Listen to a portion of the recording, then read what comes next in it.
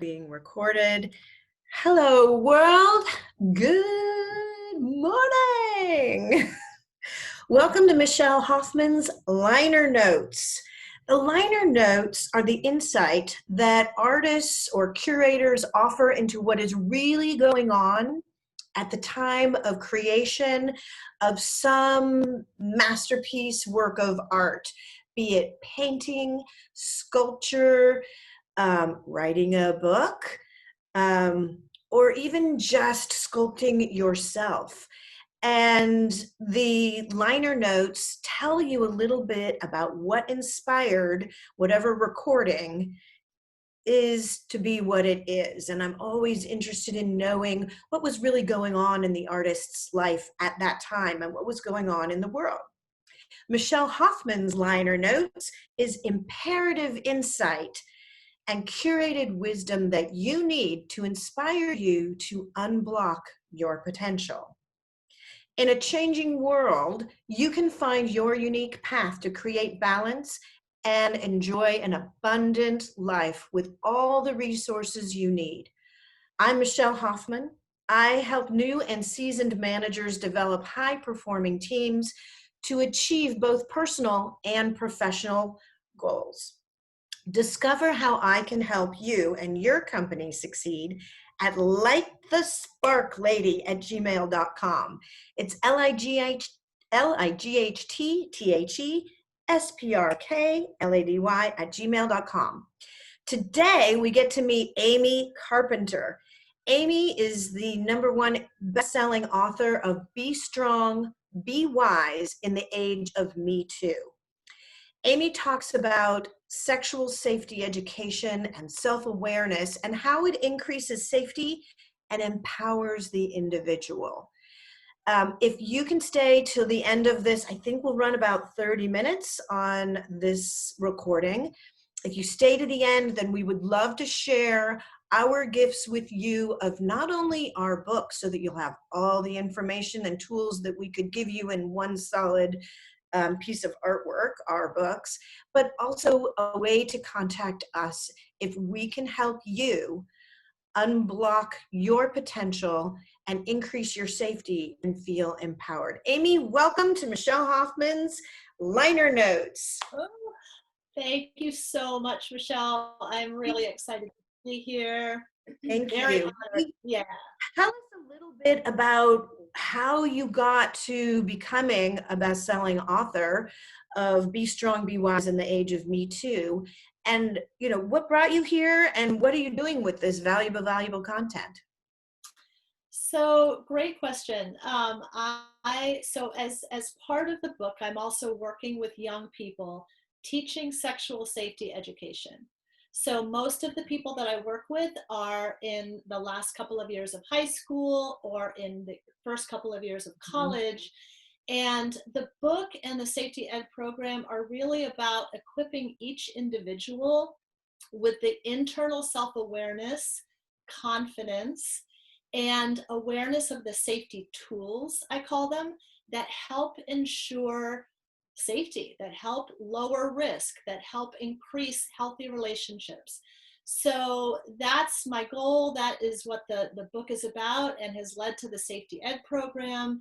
And a really exciting new offering is that I recently launched a companion program that's being offered to caring adults, such as parents, teachers, counselors, or admin, so that they can learn about the Be Strong, Be Wise framework so that they can then offer it to the young people in their lives. So I'm really excited because the framework is the same. There's 5 modules and you move through the modules, and I've been working directly with young people, getting great feedback on the safety ed program, but now the reach gets to broaden because more adults will know about it and they can of course deliver it to the young people in their lives. That So, is gorgeous. yeah. Because not only, it's you're presenting valuable, vital, safety, and just sensible content and information, the self-awareness, the confidence, and the tools to increase safety and also healthy relationships it's good at any age and stage of life, but it sounds like you're introducing it at a really critical moment for young people. And together with your online program that's geared toward the caring adults, let's face it, we all need this information. So, yes, the caring adults need the information to take care of our young and loved ones, but also ourselves. It's a secret benefit, I guess. Yeah, it's so true. And I always start the program when I talk with my students. I always say, you came into this program to learn about sexual safety, but Mm. you'll leave the program learning a lot more about what you bring to relationships in general. Because the goal of the program is all about individual empowerment and individual awareness. How does each person function with their fight or flight patterns? What do you bring to the table when it comes to communication, or your intuition? So these are all things that we focus on, and they're part of the 5 safety tools that I teach in the course.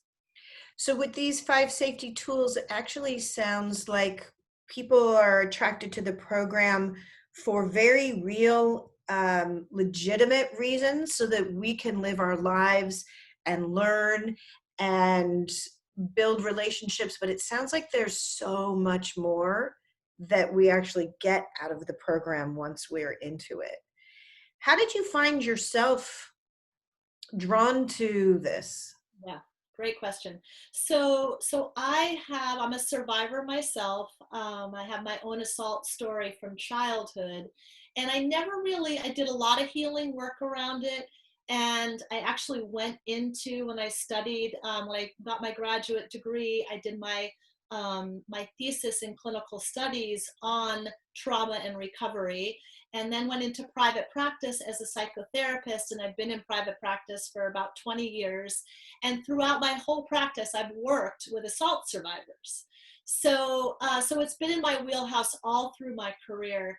And then when on the heels of the Me Too movement, I saw a lot of my clients build hope and start to feel really encouraged, because of course Me Too broke down the walls of secrecy and began to really bring the truth forward. It was a very empowering time. And Right. then right on the heels of that, the Kavanaugh hearing took place. And for my clients and myself personally, it was a really difficult experience. And I saw a lot of the people that I work with come into session in tears, just Mm. feeling like all of this momentum had been building. And then, this very difficult hearing took place. And of course, hearing Christine Blasey Ford's testimony, where she talks about the trauma brain and what happens after a traumatic experience. Right. This is the kind of information that I've seen in my work and in my work with my clients. It's also what I speak about in the book. But at that time, I started to realize that I had spent my entire life responding to sexual assault. And perhaps it was time to prevent it. Or to work to help that movement toward prevention. So I started doing research, and I'm a writer. That's how I process life. So I started writing and trying to find everything I could find. There wasn't a whole lot out there on sexual assault prevention that actually spoke directly to young people in a down to earth, comprehensive way that doesn't patronize or infantilize them, because young people want to be free and they want to have fun, and they should. But I truly believe there's a way of doing that and still being safe. So Yeah. that's why it's all about empowerment, because you're able to enjoy your independence a lot more if you know what you're bringing to the table, and you know how to respond to risk or how to prevent it. So so that's kind of how it all happened. And it's really fallen into place beautifully. And I felt, once I really dug my heels in and did the research and all of that, um, you know lovely work of trying to put together a framework that I felt could really meet any young person where they're at. It just felt like, almost fun. Like, here's an offering that gets to help people, and I'm having fun while doing it. And I love working with young people in general. I was a youth worker and I was a school-based counselor. So it's all very natural to me to talk to teenagers. But this is fun because it's talking to them in a really productive way.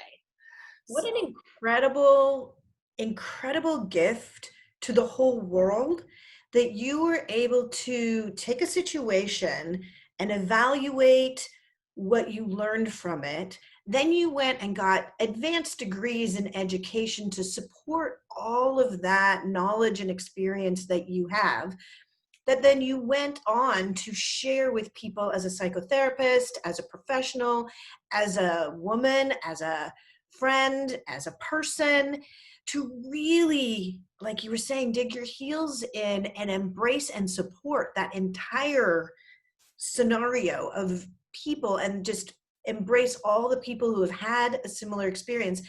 And then to rise above that and go to even a higher level to realize, there's something more to this, that you can manifest change by actually empowering young people and caring adults, as we've pointed out through the companion program, to actually prevent it from happening in the first place, so that you never have to deal with the challenges of trauma brain and after trauma experiences, so that you can live a full and happy life, being empowered and building healthy relationships in that way.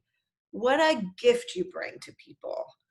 Wow. So you were saying that there were 5 tools or 5 steps to your process. Would you like to share any of that with us here? sure, sure. So the way that the program works is it starts with a very kind of broad lens perspective where we talk about gender and culture. And I think of it when I talk to the students that I work with, it's almost like landing on an island for the first time and having to chart your territory, because there are forces that we live with, and you and I have lived with it for years as women. There are forces that affect us every day because of our gender, and Okay. we don't think about them. It's like you live with something long enough, it becomes normal, whether it's healthy or not, right? Good And point. so one of the things that I'm really encouraging in my students is to develop discretionary thinking so that they're able to separate their own self-concept and their understanding of who they are as people from what our culture dictates around what's expectable behavior for a young woman or a young man. Right. So we start with a broad perspective, and then the goal of the program, of course, is self-knowledge and empowerment. So by the end of the class, we focus on how the brain works. We give a lesson around fight or flight in the autonomic nervous system. And we begin to help students understand what I call tonal awareness, which is very relevant to safety. And as an example, I'll just share, this is in the book and I use it in the program as well. If you as a young person are hanging out for an afternoon and you're in a smoothie shack with your friends and you're having a smoothie, you're just chilling out, having a good old time, and suddenly a mother comes in with 3 kids, the kids are screaming, and the mother starts screaming at the kids, your tonal awareness, meaning your calm, relaxed state, is now going to shift to a different experience. It's going to Right. go from low tone to high tone. And whether or not you've experienced a lot of yelling in your own childhood, it's going to create a distinct response for you as an individual. Whether or not you experienced yelling with hitting, you're going to have a different response there. So it's helping students understand their own personal tonal awareness. Because when you're in a situation where there's a risky, scenario going on, or something's uncomfortable, or something's feeling a little bit unsafe, it's amazing how difficult it can be to listen to what your body's telling you. Yeah. So we do a lot of role plays where students begin to develop more awareness of what their bodies are telling them. For example, I'll have 2 students stand on either side of the room, and one will walk toward the other. And when the person walking toward the stationary student gets too close, the stationary student has to put up their hand and say stop. Now, this sounds like such a simple, and it is, it's such a simple exercise, but it's so interesting to see how people's what I call safety bubble is Ah, very different depending on the individual. So it begins to help students get clear on what their safety bubble is. For some people, it's 6 feet, it may be 12 feet, to get really clear on what their kind of energetic boundary is, and also practice saying something when somebody's getting too close to it. And that's one of the things that we practice throughout the program and that we talk about is communication is one of the 5 safety tools. So looking at examples of assault, looking at everyday scenarios like the one I just described in the smoothie shack, and really helping students identify their fight or flight reaction system, their safety bubble, and their communication skills for how to respond in a moment where they need to. Yeah. beautiful. It's so incredible how you've taken years of experience and years of study and years of practice, and you've turned it into science made simple into 5 easy steps. I mean, like, wow. Remember that line, Michelle? I love it. Science made simple. Right. It really is. It really is a perfect way of describing it. And you've talked about discretionary thinking. So we're establishing the expectations and our self-knowledge and empowerment and our awareness.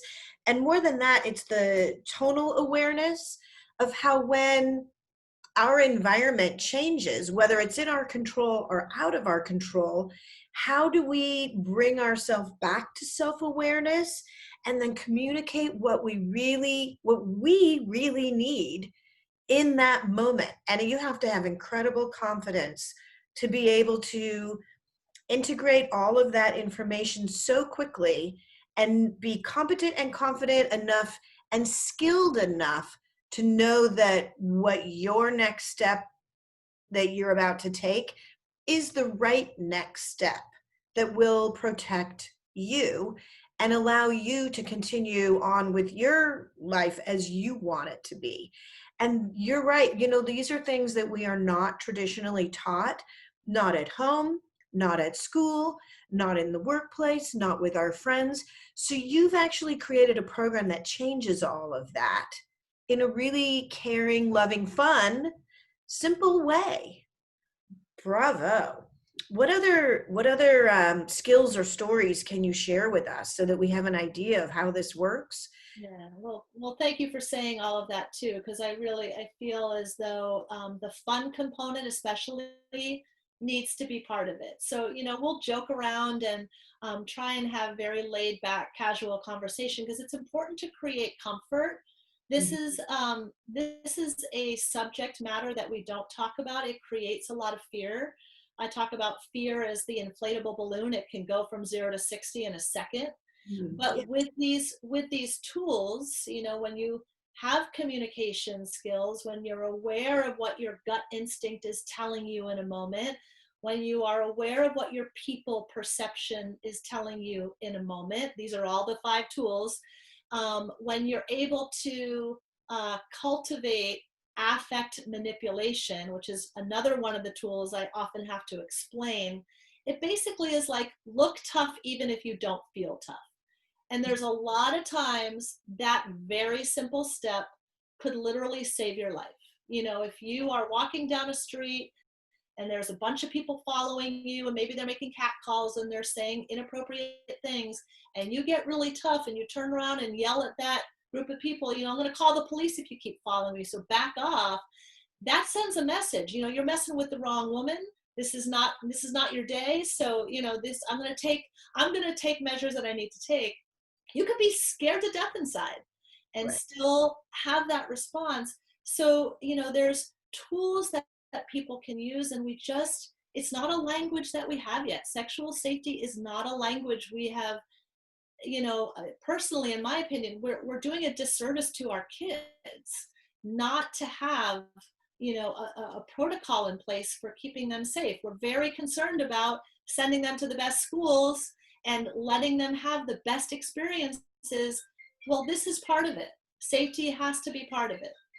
That's So, very true. If you're not feeling safe, you simply cannot learn. right.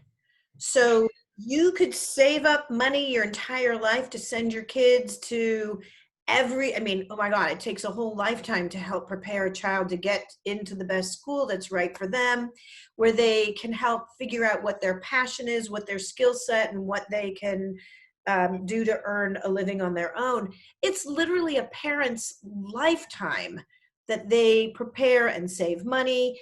But if a child is feeling scared, they can't learn. If Yeah. you're feeling uneasy, if you're feeling like the weakest zebra in the pack, Yeah. you're the target. And as you were giving that example, that's what I was thinking. It's like, how do you take the weakest link or someone who you may not even know that your kids are feeling scared? So you need to offer them a program like this to preempt that, because they're not going to tell you, hey, caring adult, I'm scared, Right. because they may not have run into the situation. They're going to build up their security blanket and go, I got this. I'm pretty sure I got this. Yeah.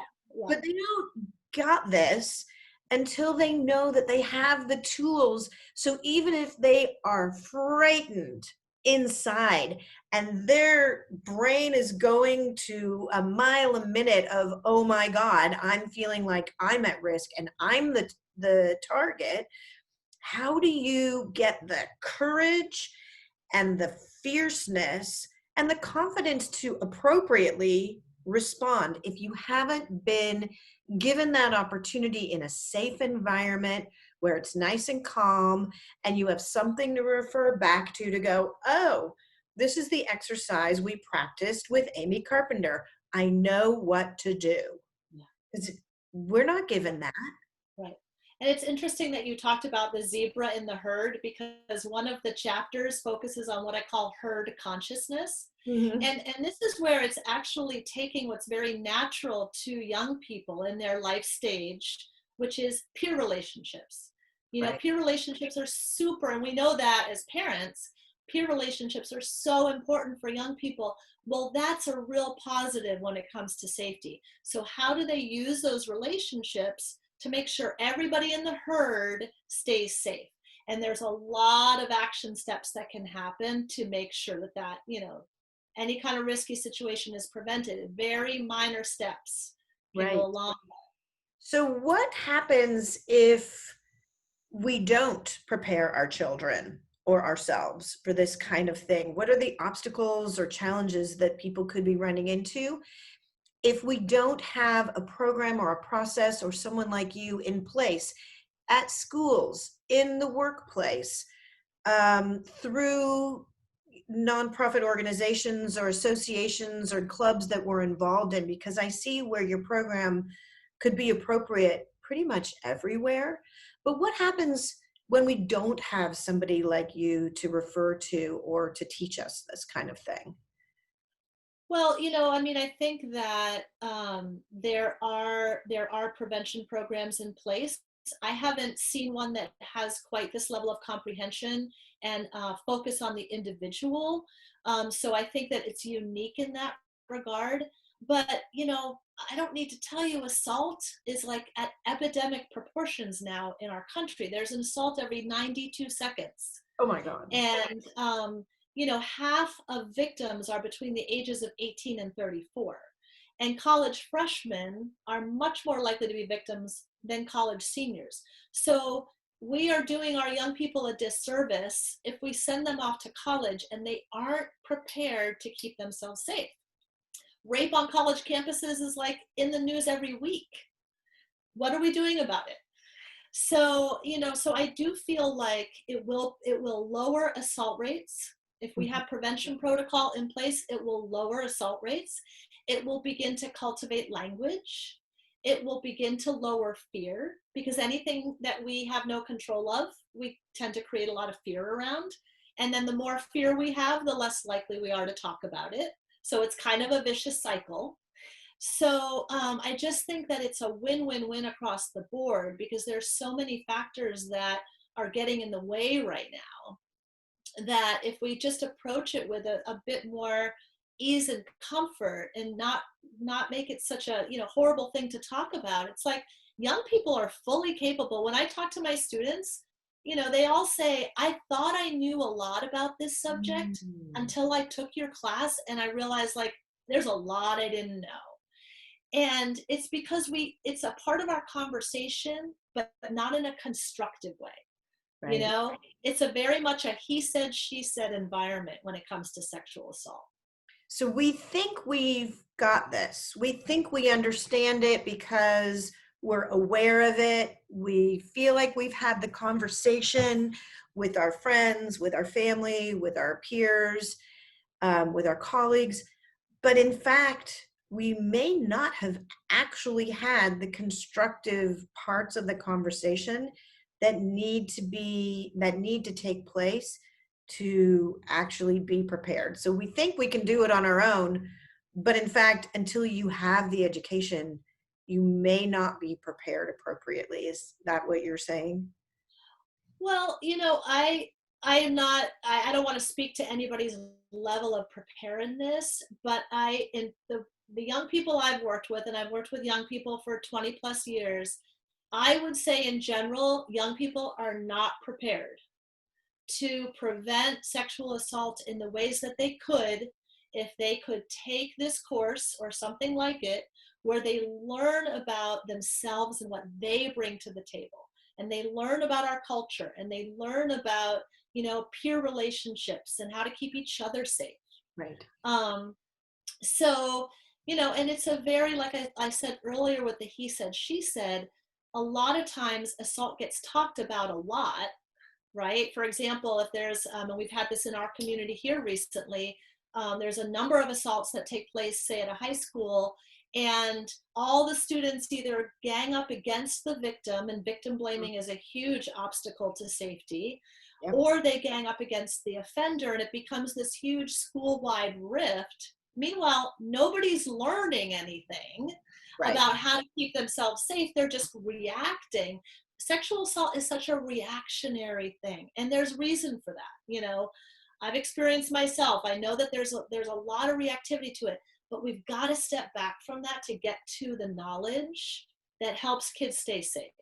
And this is what you were saying earlier, that with all of your experience, both personal and professional, and helping others, the turnkey moment was really when you realized we just need to prevent it in the first place, so that we aren't being so reactionary and either, supporting the victim or supporting the assaulter, because maybe we just didn't understand what happened in the first place. So that really, to me, says that's where we can do something about it before it's an issue.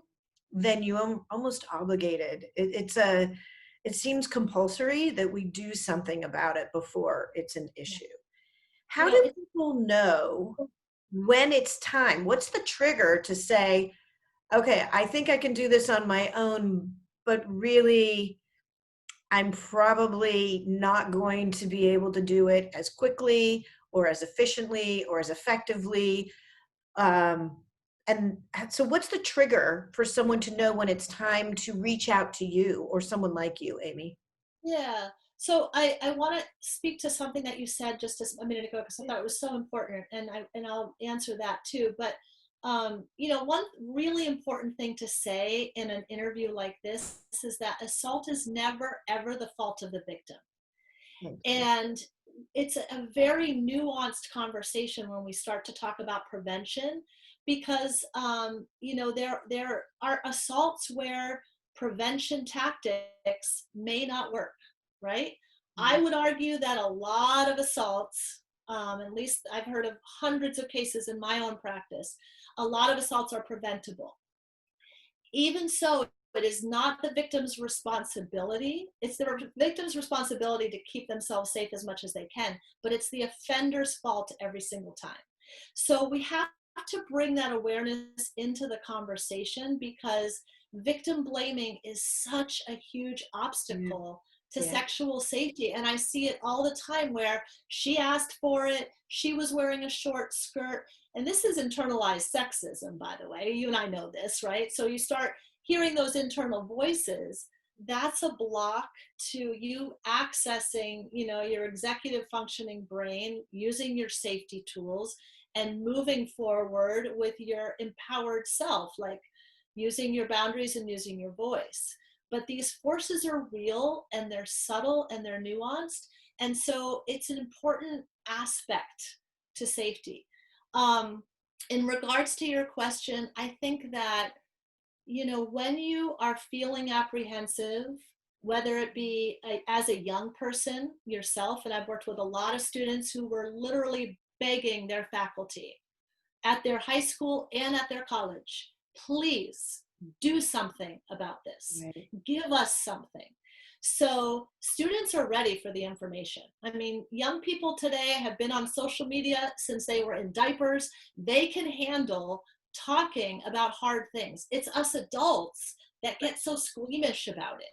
So I think if you're a young person and you're feeling apprehensive, definitely if you're a parent and you're worried about whether your child will be sexually assaulted when they leave for college, put some money into safety education.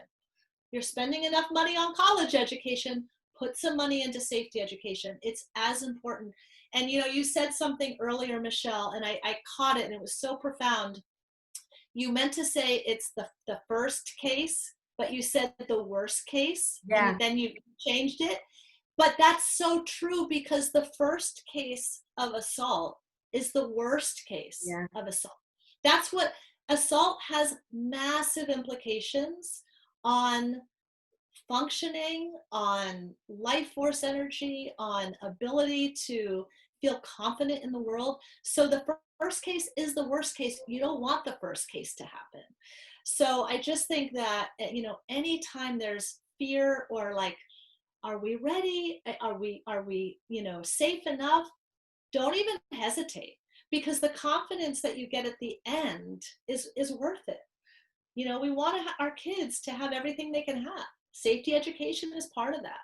Absolutely. Thank you for catching that moment and realizing that, sometimes we say things that are actually what we really intend as well. So thank you for that. It's so interesting, through this conversation. I know that when we face challenges in life and we build resilience, I do workshops on building resiliency and handling adversity and how to transform that. And a lot of it is going back to what you say about when you're in the moment, how do you know that you've got what it takes to be strong and be wise, to be able to do the hard things? And that's just it. So if there is someone who's listening or who has had the opportunity to reevaluate how there could be more education for you or your loved one, in preparing your children, not only in response to a traumatic situation, but also in preparation, so that we're capable of doing the hard things. And then it makes life so much easier, so that we don't have to deal with the first case or the worst case. And that's when it's time, if you're even questioning that for a moment in your mind, that should be the trigger to reach out to somebody like Amy Carpenter.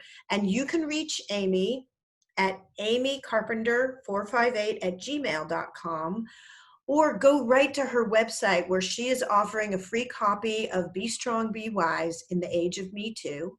And her website is bestrongbewise.com. bestrongbewise.com. And at bestrongbewise.com, you can get a free copy of Amy's book, so that you can learn about self-awareness and how it increases safety and empowers the individual. And she's got an online program that goes with that. And I'm sure that she'd be able to, or available to, actually connect with you on your one-on-one situation. And I'm also happy to share at yourlifeworthliving.org, if you need a copy of how to do hard things and rebuild your life after loss or any life role change, you're welcome to go to yourlifeworthliving.org to get a copy of Life Worth Living. And my new book, The New Management Blueprint: Spark Talent to Ignite Winning Teams and Create Valuable Results. This opportunity is amazing for business owners and C-suite employees who need to focus on their part of the job, but when their management teams aren't hitting quarter-to-quarter goals, you can use the tools in the New Management Blueprint to help new and seasoned managers develop winning and high-performing teams to hit the goals quarter to quarter and achieve amazing results. Amy, thank you so much for sharing in Michelle Hoffman's liner notes. You make a difference in the world. Thanks for being in it and sharing your skills. Thank you so much, Michelle. I just want to say, for everybody's benefit, if you go to the website, there won't be a link to get the free book, but just email me and I'm happy to send along a free digital copy. It's Amy Carpenter 458 at Gmail. AMYCARPENTER 458 at gmail.com. Amy, thank you so much. Thank you, Michelle. It's been a pleasure. Thanks for everybody enjoying liner notes once again today.